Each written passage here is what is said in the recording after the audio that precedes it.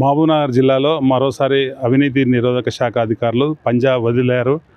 గత కొంతకాలంగా అనేక రకాల ఆరోపణలు వస్తున్న మహబూబ్నగర్ డిప్యూటీ ట్రాన్స్పోర్ట్ కార్యాలయం మీద వారు ఇవాళ ఏకకాలంలోనే 9 అంటే ఇప్పటివరకు 12 చోట్ల దాడులు జరుగుతున్నట్లుగా మనకు సమాచారం అందుతుంది.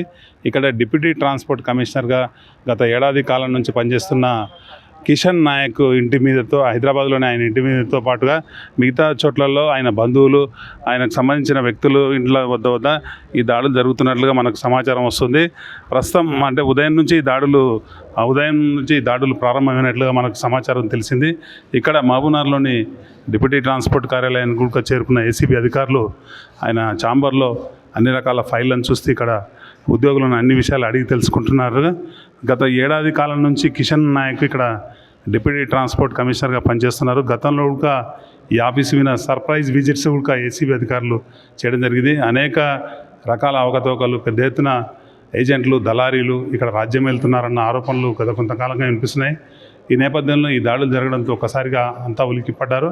ప్రస్తుతం ఈ దాడుల మీద స్పందించడానికి మరి కాసేపట్లో ఏసీబీ అధికారులు మీడియా ముందుకు వచ్చే అవకాశం కూడా ఉన్నట్లు సమాచారం అందుతుంది. ఇక్కడ అంటే డిప్యూటీ ట్రాన్స్పోర్ట్గా కమిషనర్గా పనిచేస్తున్న కిషన్ నాయక్ పరిధిలో నారాయణపేట, నాగర్ కర్నూల్, గద్వాల ఇతర ప్రాంతాలు కూడా ఉన్నాయి. ఈ నేపథ్యంలో ఇక్కడ ఈ దాడులు జరగడము, అక్కడ ఆర్టీఓలు కూడా పెద్ద ఎత్తున అవినీతికి పాల్పడుతున్నట్టుగా గత కొంతకాలంగా ఆరోపణలు వచ్చిన వారిని కవర్ చేయడంలో ఎలాంటి వీళ్ళు చర్యలు తీసుకోలేదని కూడా విమర్శలు వస్తున్నాయి. ఇది ఇక్కడ పరిస్థితి. Thank you.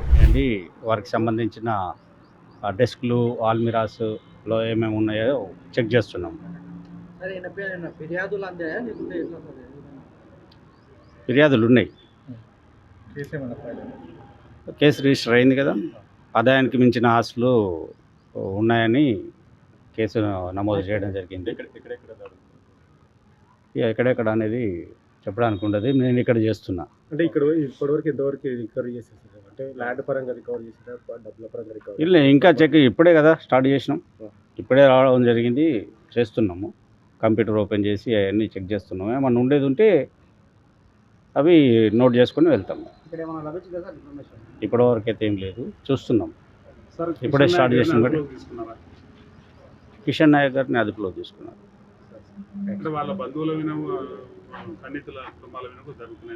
అవును. అవన్నీ చెప్పడానికి ఉండదు. నేనైతే ఇక్కడికి వచ్చినాను. ఇక్కడ నేను చేస్తున్నాను.